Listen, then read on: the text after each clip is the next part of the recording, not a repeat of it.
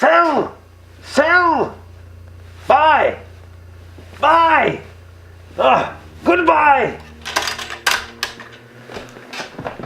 Well, ministry members. I broadcast you today to celebrate yet another victory for the forces of day ruining, the stock market crash, and our very own Trumpkin, who has claimed responsibility for all the little bumps and rises in the stock market in the past, has been absolutely silent on this. He was so masterful in his absence of claiming any responsibility for the crash at all that no one has even questioned it. It's brilliant! All the little Trumpster fires out there are gleefully sitting on their hands, duct-taping their mouths shut, and no one is uttering a word about it. It's brilliant! Hypocrisy. It really is the maple syrup on the pancakes of irony, isn't it? Speaking of words, have you all heard about this breakthrough in technology that allows you to switch out voices and even faces for ones you want to put on your own and make them say things that they never actually said?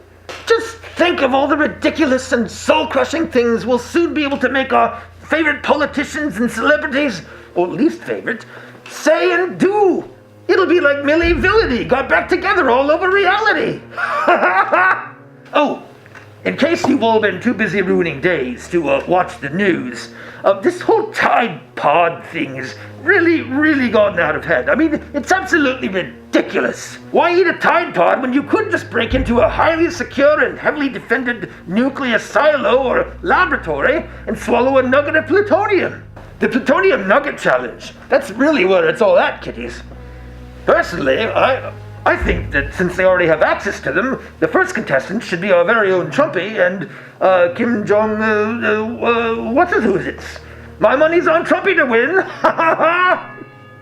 Well, let's check in with Trumpy and see how he's doing, shall we? Without more Republicans in Congress, we were forced to increase spending on things we do not like or want in order to finally, after many years of depletion, take care of our military. Our military was depleted? Sadly, we need some Dem votes for passage. Must elect more Republicans in 2018. Election! I love that. He's not satisfied, whereas none of us should be satisfied with just merely winning and obliterating. We just have to completely ruin the competition, right? I mean, think of it. Like, the Republicans already own the House and Congress and probably the barn and maybe some buckets, some cows, a ranch. I mean, the Republicans own pretty much anything. Everything, for that matter.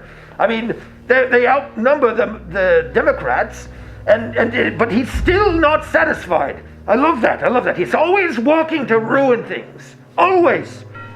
He's a man after my own heart. I mean, if I had a heart. Oh, here's another one. In the old days, when good news was reported, the stock market would go up.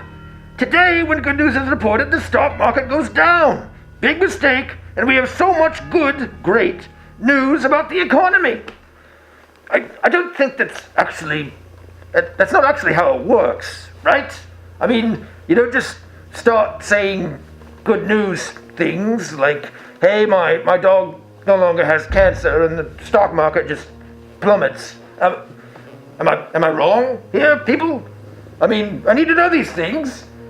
No? All right.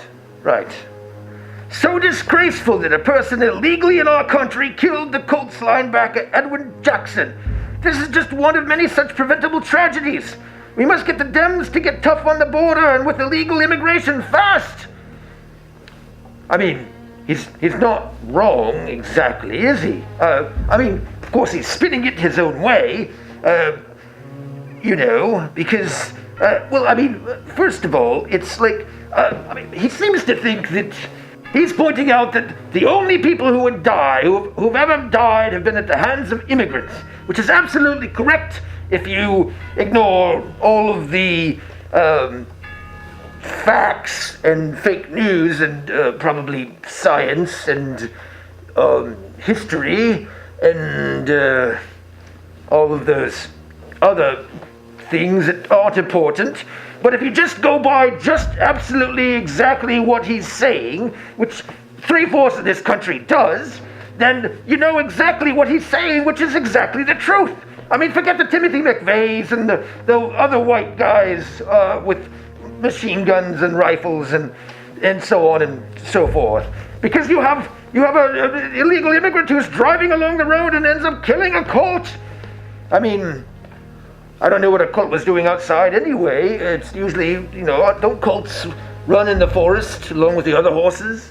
No? I mean, are they like in farms or something?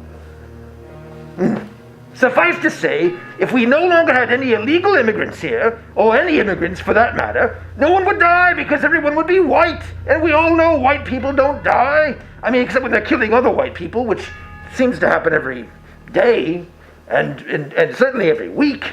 But that's neither here nor there, because that's white people, and those are white people problems. And if white people are killing white people, then it's not terrorism, people. I mean, don't you understand? Terrorism is just colored. It's foreign. It's black. It's rainbow. It's whatever else it is. I mean, can we get someone to rewrite the dictionary, please? Representative Devin Nunes, a man of Nunes or Nunez? Is it Nunez? That sounds like an immigrant name. No?